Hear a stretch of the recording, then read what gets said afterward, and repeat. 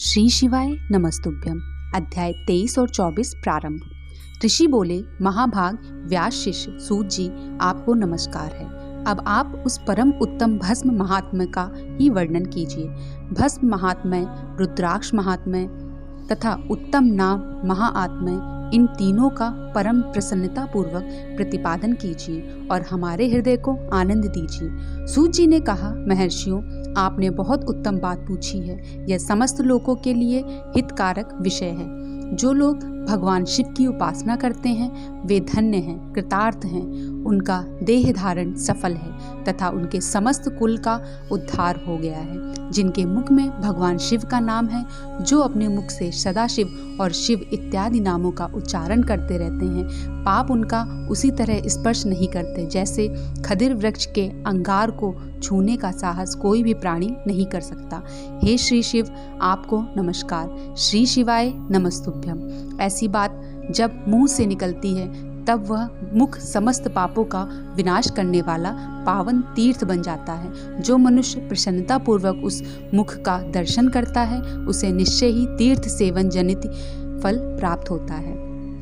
ब्राह्मणों, शिव का नाम, विभूति, भस्म तथा रुद्राक्ष, ये तीनों त्रिवेणी के समान परम पुण्यमय माने गए हैं। जहाँ ये तीनों शुभतर वस्तुएं सर्वदा रहती हैं, उसके दर्शन मात्र से मनुष्य त्रिवेणी स्नान का फल पा लेता है। भगवान शिव का नाम गंगा है, विभूति यमुना मानी गई है तथा रुद्राक्ष को सरस्वती कहा गया है। इन तीनों की संयुक्त त्रिवेणी समस्त पापों का नाश करने वाली है। श्रेष्ठ ब्राह्मणों, इन तीनों की महिमा को सद सिद्ध लक्षणन भगवान महेश्वर के बिना दूसरा कौन भलीभांति जानता है। इस ब्रह्मांड में जो कुछ है वह सब तो केवल महेश्वर ही जानते हैं। विप्रगण, मैं अपनी श्रद्धा भक्ति के अनुसार संक्षेप से भगवंत नामों की महिमा का कुछ वर्णन करता हूँ। तुम सब लोग प्रेम पूर्वक सुनो। यह नाम महात्म में समस्त पापों को हर लेने वाला सर्वोत्तम साधन है। शिव इस नाम रूपी दावानल से महान पातक रूपी पर्वत अनायास ही भस्म हो जाता है। यह सत्य है, सत्य है,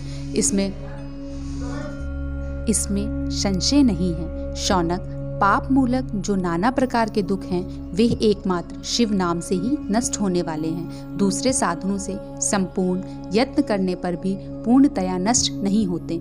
जो मनुष्य इस भूतल पर सदा भगवान शिव के नामों के जप में ही लगा हुआ है वह वेदों का ज्ञाता है, वह पुण्य आत्मा है, वह धन्यवाद का पात्र है तथा वह विद्वान माना गया है। मुनि, जिनका शिव नाम जप में विश्वास है, उनके द्वारा आचरित नाना प्रकार के धर्म तत्काल फल देने के लिए उत्सुक हो जाते हैं। महर्षि, भगवान शिव के नाम से जितने पाप नष्ट होते हैं उतने पाप मनुष्य इस भूतल पर कर नहीं सकते। जो शिव नाम रूपी नौका पर आरूढ़ हो संसार रूपी समुद्र को पार करते हैं, उनके जन्म मरण रूप संसार के मूलभूत वे सारे पाप निश्चय ही नष्ट हो जाते हैं। महामुनि, संसार के मूलभूत पातक रूपी पादपों का शिवनाम रूपी कुठार से निश्चय ही नाश हो जाता है। जो पाप रूपी दावानल से पीड़ित हैं उन्हें शिव नाम रूपी अमृत का पान करना चाहिए। पापों के दावानल से दग्ध होने पर लोगों को उस शिव नामृत के बिना शांति नहीं मिल सकती। जो शिव नाम रूपी सुधा की वृष्टि जनित धाराओं में गोते लगा रहे हैं वे संसार रूपी दावानल के बीच में खड़े होने पर भी कदापि शोक के भागी नहीं होते। जिन महात्माओं के मन में शिव नाम के प्रति बड़ी भारी भक्ति है, ऐसे लोगों की सहसा और सर्वथा मुक्ति होती है। मुनीश्वर, जिसने अनेक जन्मों तक तपस्या की है उसी की शिव नाम के प्रति भक्ति होती है, जो समस्त पापों का नाश करने वाली है। जिसके मन में भगवान शिव के नाम के प्रति कभी खंडित न होने वाली असाधारण भक्ति प्रकट हुई है, उसी के लिए ये मोक्ष सुलभ है। यह मेरा मत है। जो अनेक पाप करके भी भगवान शिव के नाम जप में आदर पूर्वक लग गया है वह समस्त पापों से मुक्त हो ही जाता है, इसमें संशय नहीं है। जैसे वन में दावानल से दग्ध हुए वृक्ष भस्म हो जाते हैं, उसी प्रकार शिव नाम रूपी दावानल से दग्ध होकर उस समय तक के सारे पाप भस्म हो जाते हैं। शौनक, जिसके अंग नित्य भस्म लगाने से पवित्र हो गए हैं तथा जो शिव नाम जप का आदर करने लगा है वह घोर संसार सागर को भी पार कर ही लेता है। संपूर्ण वेदों का अवलोकन करके पूर्ववर्ती महर्षियों ने यही निश्चय किया है कि भगवान शिव के नाम का जप संसार सागर को पार करने के लिए सर्वोत्तम उपाय है। मुनिवरों, अधिक कहने से क्या लाभ। मैं शिव नाम के सर्व पापहारी महात्म्य का एक ही श्लोक में वर्णन करता हूँ। भगवान शंकर के एक नाम में भी पाप हरण की जितनी शक्ति है उतना पातक मनुष्य कभी कर ही नहीं सकता। मुनि, पूर्व काल में महापापी राजा इंद्रधूम्न ने शिव नाम के प्रभाव से ही उत्तम सद्गति प्राप्त की थी। इसी तरह कोई ब्राह्मणी युवती भी जो बहुत पाप कर चुकी थी, शिव नाम के प्रभाव से ही उत्तम गति को प्राप्त हुई।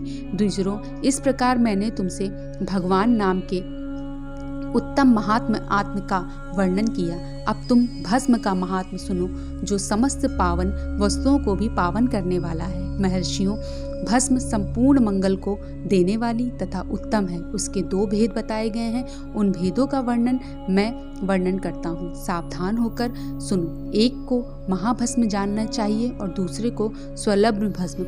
महाभस्म के भी अनेक भेद हैं। वह 3 प्रकार का कहा गया है, श्रोत, स्मार्त और लौकिक। स्वप्ल भस्म के भी बहुत से भेदों का वर्णन किया गया है।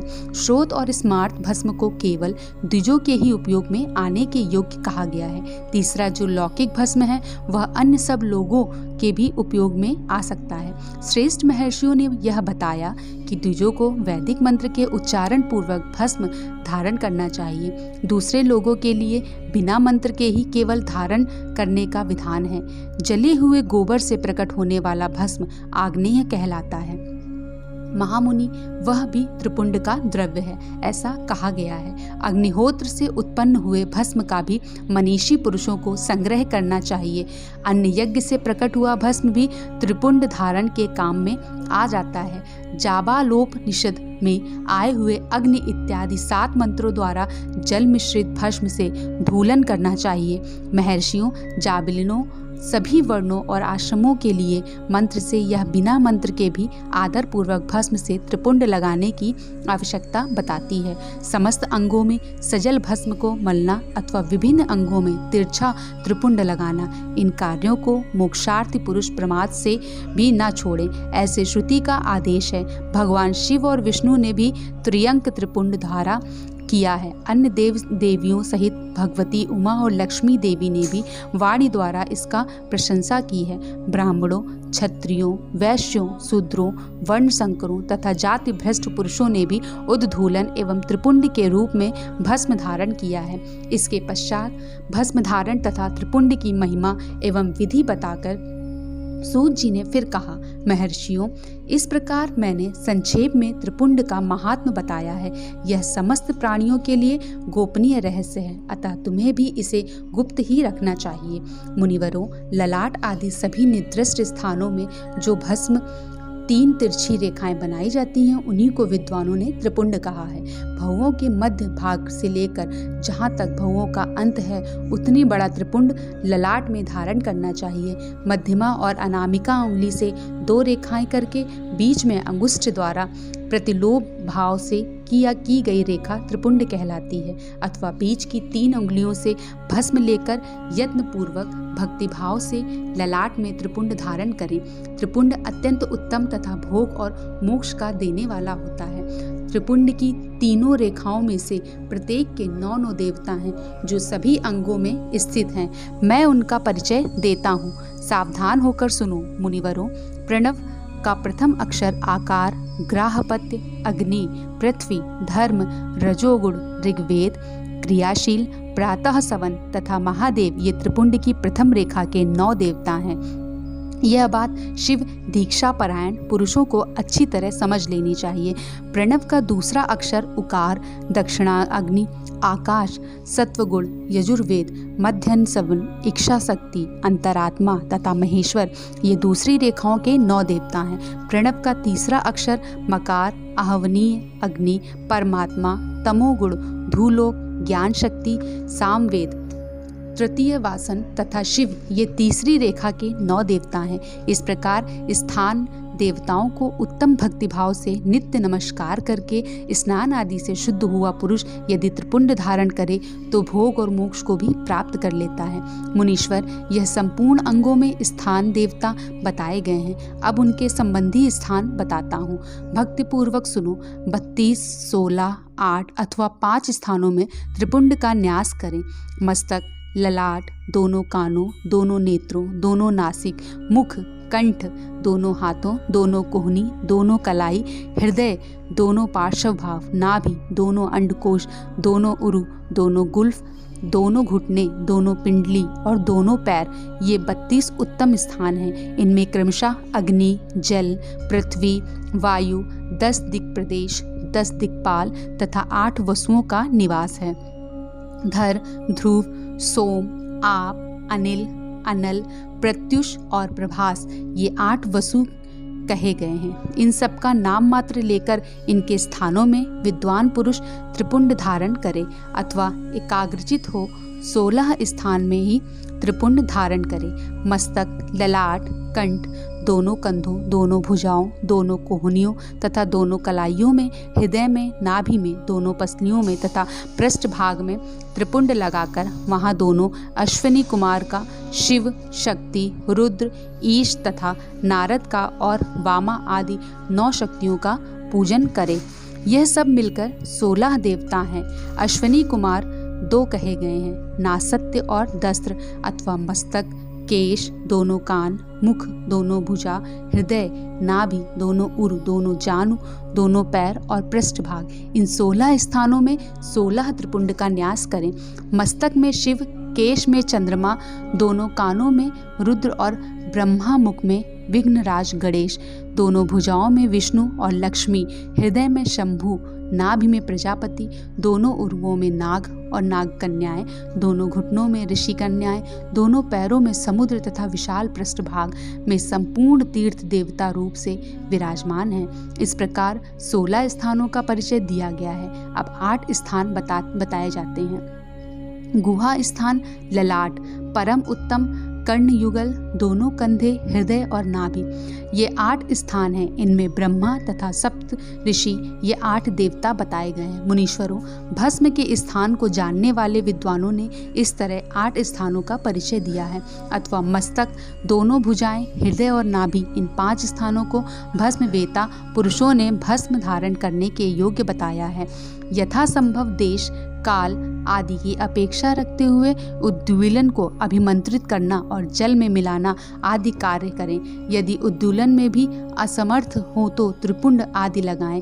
त्रिनेत्रधारी, तीनों गुणों के आधार तथा तीनों देवताओं के जनक भगवान शिव का स्मरण करते हुए नमः शिवाय कहकर ललाट में त्रिपुंड लगाएं।